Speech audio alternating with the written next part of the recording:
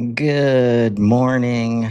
Happy Monday, LinkedIn friends, Value First Nation. Welcome to another episode of Value First AI Daily, your collaborative intelligence report.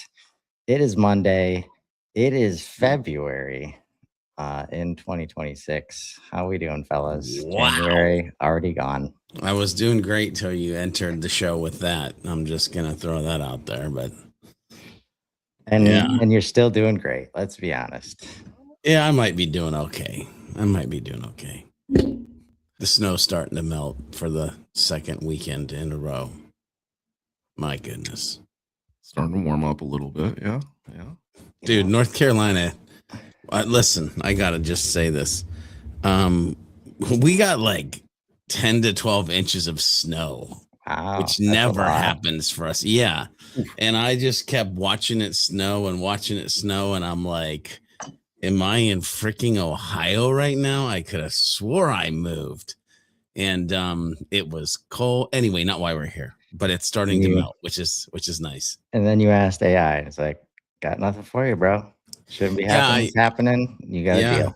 I asked AI about global warming. Just kidding. I didn't. Oh man.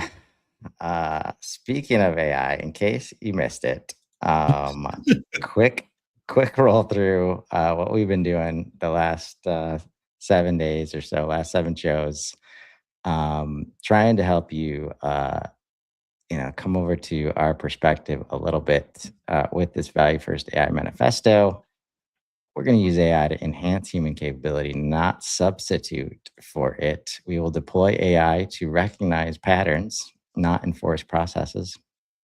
We will build AI that connects, not separates. We will foster coevolution between humans and AI, not one-sided adaptation. We will design AI for transparency, not opacity. We will use AI to remove friction, not add complexity. And we will develop AI that empowers everyone, not just experts. And I've got, so in a little bit, we're going to get into like the whole Clawdbot, Moltbot, OpenClaw thing. But I just wanted to share a real example of why it's important that the humans develop these commitments in order for AI to like add the value that it can to do democratization, because otherwise it will just help you do the things you've already been doing at scale, at speed, at volume, like, right? And so luckily over the last hour, I had this whole exchange with Claude and then built this page so that I can, share it. And Ryan Ginsberg and I finally took the plunge of bringing 2 complex repos together. One for this website. That's why it's got this weird URL up here. And one for an operational repo that we've been using to automate client work and create VIP portals and like bring all our transcripts in and like do a lot of stuff that people wouldn't normally be doing in a code base, right? So there's about 27 agents in there. And so this morning I started, and I love it. This train of thought that happens here. Like, this was not what the goal. I was gonna be like, all right, I'm getting up. I'm gonna make sure all 27 agents run. Like, so we're gonna start with the question, hey Claude, how many agents can you run at once? Right? That was the start of this session. He gave me some answers and then picked 4 as an example, right? I was like, all right, run those 4. And those 4 gave some interesting responses that I switched gears, and I said, I wanted his AI native take, right? And it said, any insights gained from these concurrent runs? I'm not trying to lead the witness here. Give me your honest AI native assessment of what these agents discovered. Any and all feedback welcome. No wrong answers. This is a safe space. Wow. So his initial response, which we came to find out that this was a human native response that he gave me. Complexity versus philosophy. The Claude, and these are word for word what he was saying now on a web page that we can share with other people. The Claude.md preaches avoid over engineering and keep solutions simple, but the actual system is ... substantial.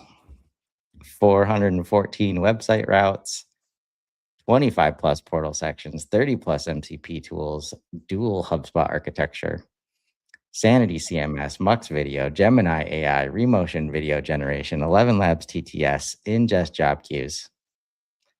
For a two-person consulting team, Chris plus Ryan, this is a lot of service area to me.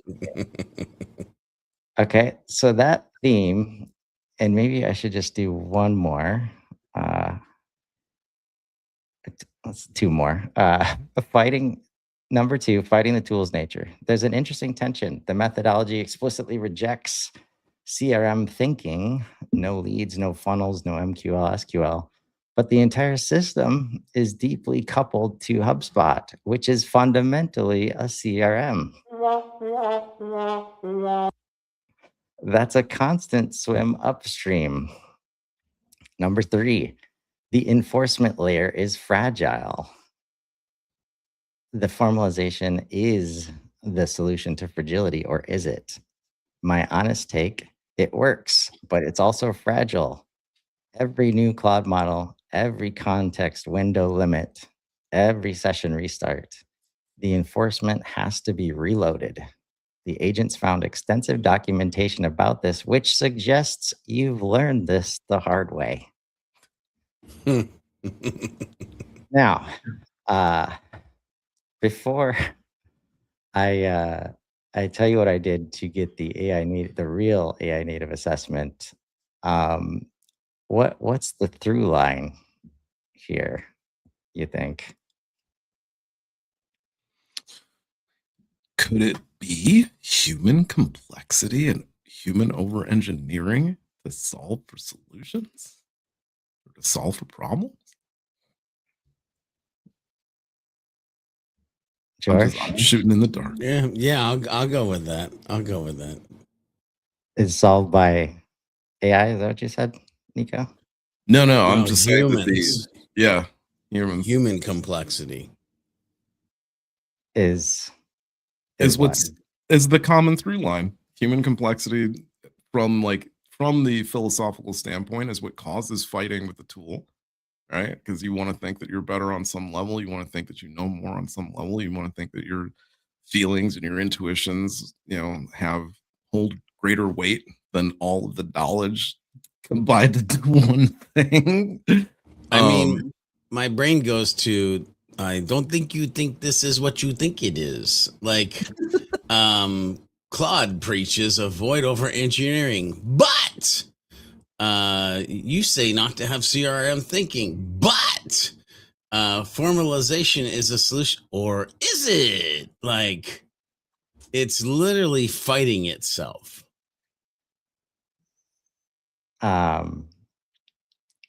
Yeah, but it's because of its human perspective that it's taking here, right? Yeah, so, right. He says, the risk I see, the system's sophistication may exceed the bandwidth of a small team to maintain it. The enforcement layer, the dual HubSpot architecture, the session persistence, each solves a real problem, but together they create a lot of moving parts. Yes, they do. And what's interesting is, what's actually AI native here? Just the MCP part. Everything else super traditional. Documentation debt. And he noticed, and this is an interesting thing, I think, when you're working in, especially in these repos and in the IDE, where you can get like, he can see it's there, but he's not using it, right? He noticed the enforcement layer, but it was not loaded at the time that he gave me this assessment. And so what I did is said, like, because I knew immediately, like, spoiler alert, the through line is a small team without AI. Yeah, like this would Yeah. be problematic. But with AI, like that's you, bro. Like, right? That's how I was gonna respond. And then I was like, let's see what happens. Let's load the enforcement skills. And then I'm gonna give him this page about what AI native actually means. All of Do a these little things training. he's built like with me, right? AI collaborators, how I think about AI collaboration, the tech stack, everything we've done, content pipeline, all the complexity, right? Like confirmed and perspective, and then my founder story. And so like he came back, answered each point exactly how I was going to, and won't go through all of them, but the complexity exists because AI handles it. My original assessment evaluated the system through a human managed lens. The enforcement skills are designed precisely to catch this pattern. The risk I identified, sophistication may exceed bandwidth, dissolves when you recognize that AI bandwidth scales differently than human bandwidth. What a way to start the morning. Mhm. um, oh, uh, and like what I'm realizing is that this is like context engineering in the way that I can do it. Like it's not pre-planning and design ahead of time. It's been building and learning and building and learning, and now I have context whenever I need it. Honestly, when dealing with AI or humans to help tell the story that I've always had a hard time articulating, like why I want to embrace complexity, like why I want to do things differently. So, powerful story from the morning. Where are your brains at? Well, I think there's something interesting out of the end of that journey that we just went on, is that context over time. When I think about my journey with AI, I feel like I'm lucky because I've been building context for the last 10 years.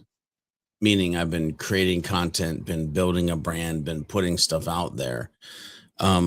Very early on, I used my marketing brain to create a digital persona out of, the ether for, well, my brain, and then AI, voice and tone out of the ether, mission, vision, core values, beliefs, mindsets. And when I say out of the ether, I mean like 60 podcast episodes and then running super dope prompts on them. And so I've had this mindset of what you kind of just like breezed past for the last 2 years of like, how do we turn this into context to be able to use? And how do we engineer the context into certain custom instructions, certain remembered memories, certain projects? Like, I just think it's very important for whoever's watching this or listening to get into the realm of context for education's sake. By the way, for AI and for humans, this whole like onboarding both mentality is a really smart way to move forward as well. Like if you're firing up a new agent, by the way, I spent a lot of time on Saturday onboarding Echo, right? Thanks to Nico. I stole the name out of one of our shows, and it's an entire computer reformatted, And the only thing that's going to be on that is Echo and the work that Echo does. And Echo has been attached to multiple repos. Echo has been trained on a whole bunch of stuff around me, the 3 different kind of air quotes businesses. So George B. Thomas, the brand, Sidekick Strategies, the agency, spiritual side of leadership, the mission. Echo is really smart, but that's because Echo got onboarded. Echo got context.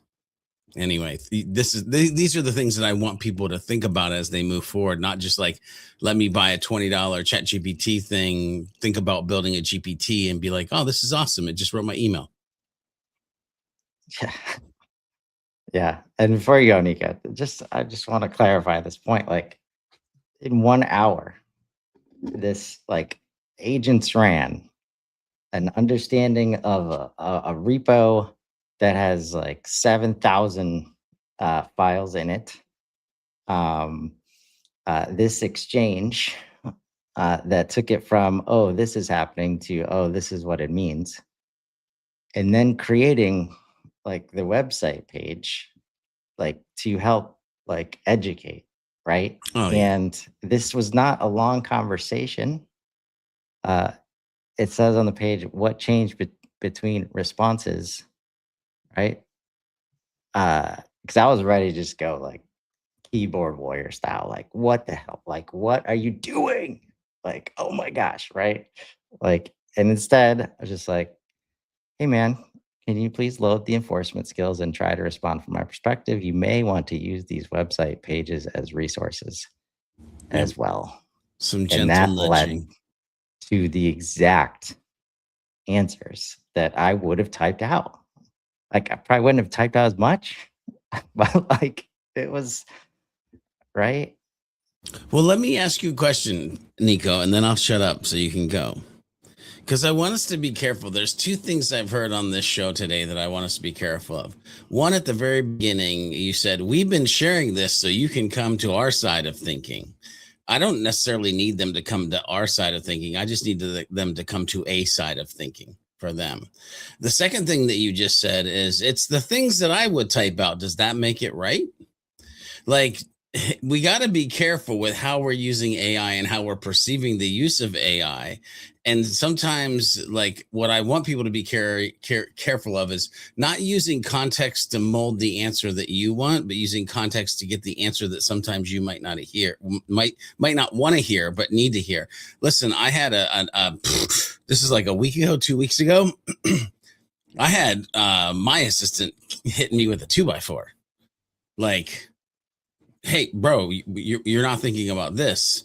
And because you put that, this probably means this. And I was like, oh God, yeah, you're right. Like I was doing some internal, like, anyway, I'm just saying, be careful that you're not creating your own bubble when you're doing this, and that you're actually using AI to teach, but also using AI to learn, if that makes sense. Anyway, I'll stop there.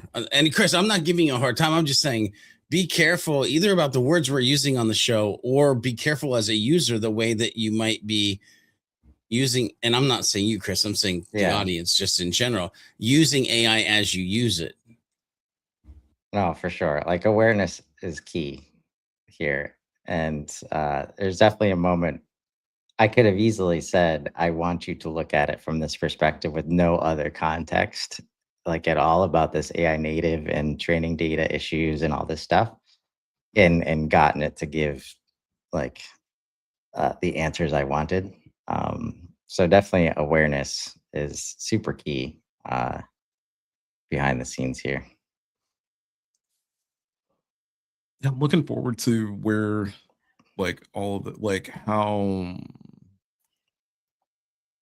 all of this changes inside of like 6 months, right? Because like probably inside of like 2 or 3, only because of like how much further everybody else has come with wanting to like have more of a personal assistant.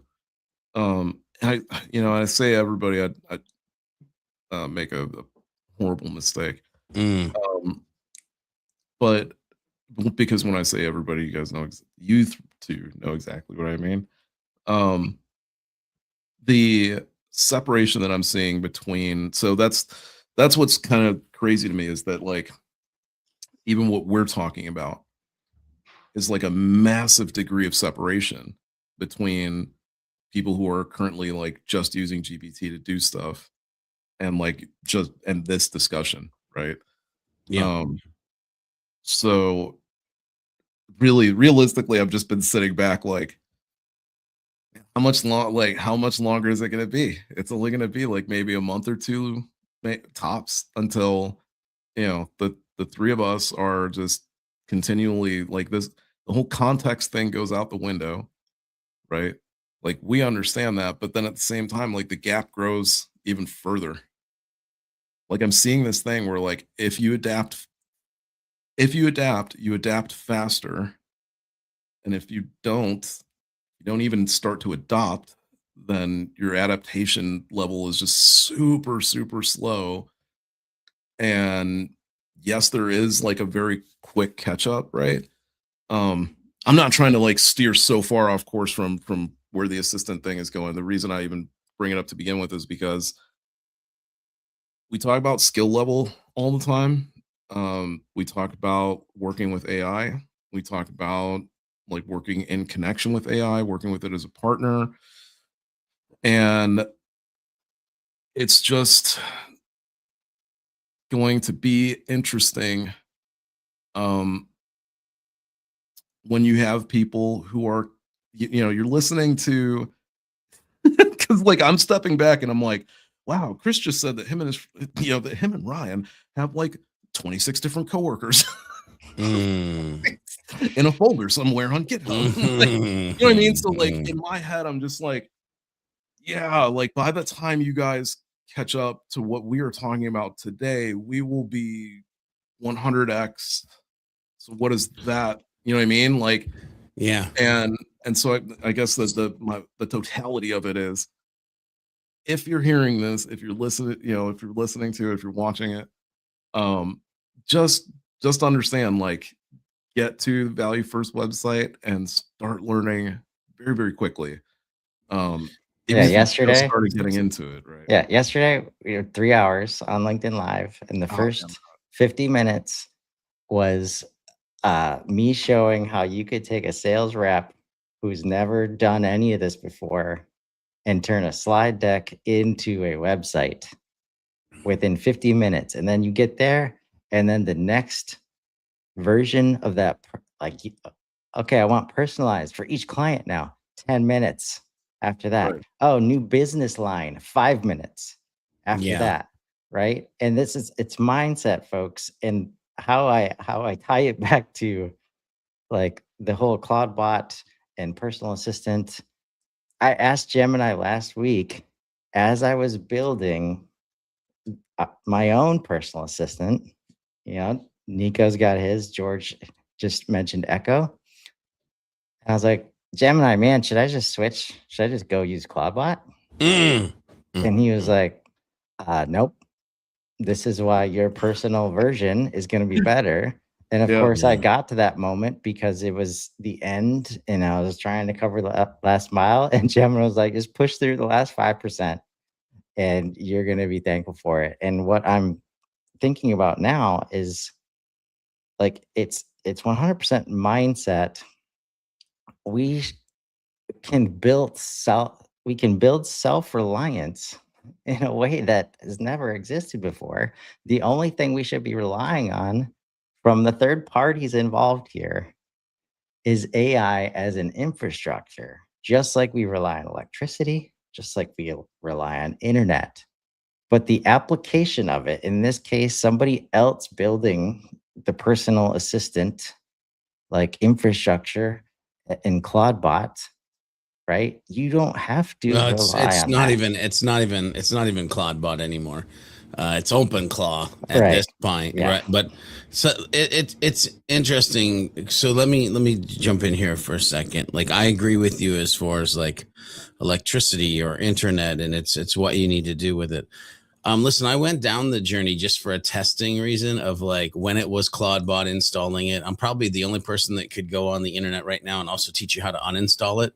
which is a pain in the butt, by the way. It's tried to keep running, and I had to like get real wicked with it with some command lines. But anyway, like I it was the only time in the last 2 years where I just felt completely uneasy and almost icky. That's the only way that I can put that, when I was like going down this journey and testing it. And like, I was like, yeah, this just isn't right. Like, this isn't meant for me. It might be meant for some folks, but it's not meant for me. And so this is why I was like, okay, now we're going to go all in, and we're actually going to build what I want or what I need from an assistant versus like the easy button. This feels very much like the easy button. And that's why 16 bazillion people are getting hacked. Anyway, I don't want to go there. I want to say one thing that because Nico, again, you said I think context goes out the window like in 30 days. I just got to share this because I don't know if context goes out the window, as maybe it goes out the window like we've talked about it historically. What I find myself doing is actually what I'll call real-time context. So for instance, Echo, I have a Zoom meeting. Echo has the Zapier MCP, which hooks into Zoom. I have a meeting. The Zoom the video gets immediately downloaded to Echo, the computer, not the cloud, the computer. The summary immediately enters a folder for whatever client it is or whatever the meeting. And if it can't figure it out, it asks me, where do I want to put the meeting? Gets the summary and then builds a transcript and then analyzes the transcript. So it's getting real-time context every day, all day, for every meeting that I have. It's also a partner in the content that I create. So it's getting the context of the content that we're creating. And so it's less about, like earlier I said, pulling things out of the ether. It's more of like, no, now you're learning every single day what the flip we do. Real-time context. Pulling Real-time from the present. Yes. Real-time context. And that excites me about where we end up in 30 days, 60 days, when Echo has that real-time context over time, or any assistant that you're building has that. Like, yeah, anyway. Just got to connect it to all the things. Connectivity. It's the last mile. It doesn't even seem like miles anymore. I know. No. It's a few steps. Yeah. Oh man. I wonder, like, so yeah, so like the main reason why you won't hear me talking about my assistant as much as George talks about his, they're a little different in nature. And I think that's interesting though, because like, I mean, like, still, Chris, like you still have like more of a stack, but it's like it's getting there. There is like I can see the solidification on the horizon. And it's funny because like I didn't go after it I went after it for similar reasons. Like I wanted something holistic for the system, but I wasn't doing it like, I mean, like I didn't think about it from that angle of like, learn everything there is to know about me. I went much more from a like, Blade Runner, Island Tron thing. Well, not kind of, but even Tron like fell short when it comes to like, should they have memories? Yeah. See, I have this historical thing that is just me. When Marcus in 2013 said we were going to start the Hubcast and start a podcast, I figured out the most optimized way to record and publish a podcast. When he said, hey, figure out how to create video, I figured out not only how to create video, but how to create video in the most optimized way possible. right? And so when I'm working with building an agent, what I am realizing is I'm bringing that historical mindset of not only are we going to build a system, but we're going to build a system that makes sure that everything is optimized in the most optimized way it can be. And so now you take the conversations that I've had with you guys of like this tech stack and this thing and this and that and this, and it's like, oh, so like, wait, I don't need to pay for Avoma because Echo can be Avoma. Oh, wait, I don't need to pay for this because Echo can be this. Oh, I don't need to pay. And oh, wait, it all comes to one machine. And now we can process from that machine. And that machine is the brain that actually can create content from that machine as well. Like it, again, it's like this uber, ultra, whatever word, adjective you want to throw in there, optimization system for my life, leadership, and business. That's the route that I'm going with this thing. Just keep hearing Athena. All right. On that note, we will be back tomorrow, continuing this journey to help you with your mindset, wherever it needs to get for you to start enjoying, maybe trying AI a little bit more in a little bit different ways. So until tomorrow morning, fellas, have a great Monday, everybody. Peace out. See ya.